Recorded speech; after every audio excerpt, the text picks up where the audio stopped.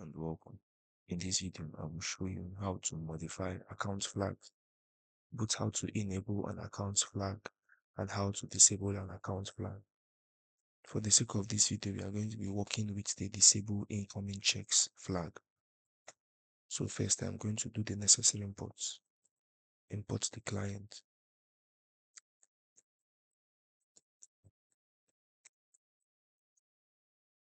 Next, I'm going to import the account set transaction object and the account set ASF flag object that we are going to use to build the transactions to modify the flags.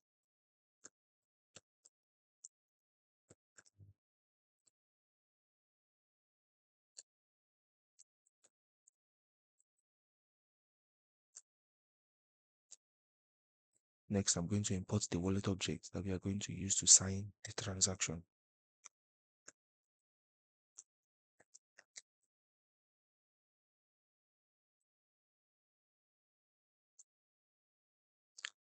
Finally, I'm going to import the submit and wait method that will help us sign, submit, and wait for a response from the blockchain.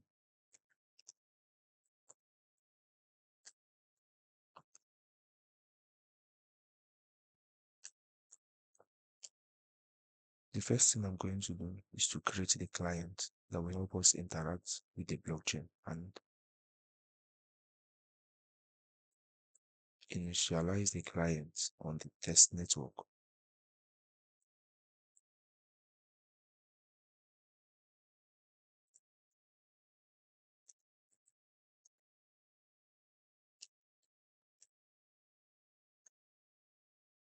Next, I'm going to restore the account from the seed frames.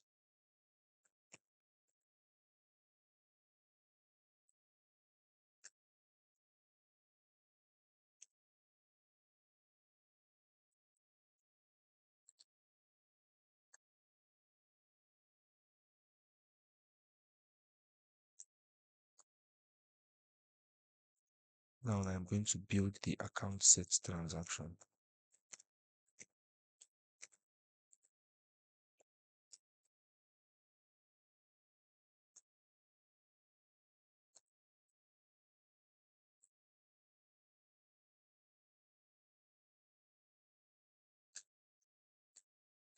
Now a compulsory parameter to pass into this object is the account field, which is the address of the account that is going to be modified and the account that is going to sign the transaction. So we do that by saying account is equal to account dot address. Now there is a parameter called set flag. If you are to set this set flag, any flag you pass into, it modifies the account and sets that flag as active on the account. So we are going to use the disable incoming check flag. So when this flag is enabled, it disables incoming checks.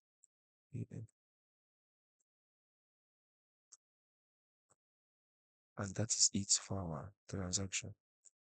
Now we are going to sign and submit and wait for a result from the blockchain. So we'll do submit and wait. Now the fields required are the client field, which will pass in the client. Next, the transaction that we want to sign and submit. So that is the account set transaction. Finally, we have the wallet, which is the account.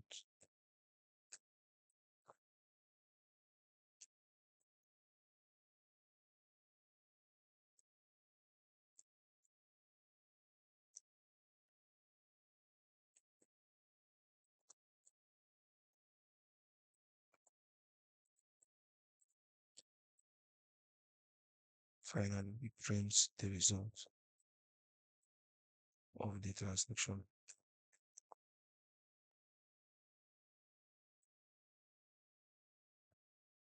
Now I am going to run this by saying Python modify account flags.py. Now, as you can see, the transaction has been signed and submitted to the blockchain. This is the response we've received so far. You can see our transaction results equal to ES success. Now we're going to confirm if the flag was actually activated on the blockchain by going to the block explorer. So I go to the block explorer. This is the address that we worked with. As you can see, this page now, there was nothing here. There is nothing, there is no flag enabled. So I'm going to reload the page after the transaction has been submitted.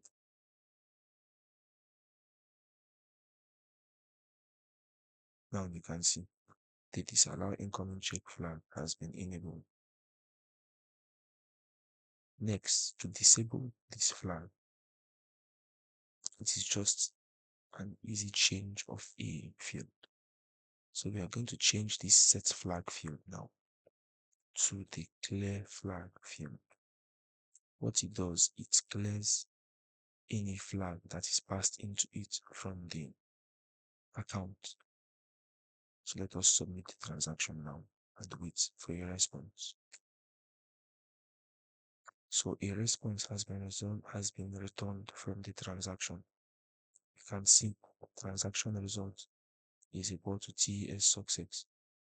So we check the block explorer again. Notice this flag is still enabled. We are going to reload the page.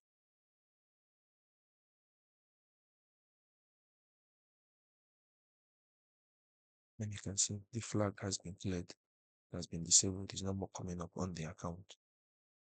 So there are other flags you can try this with.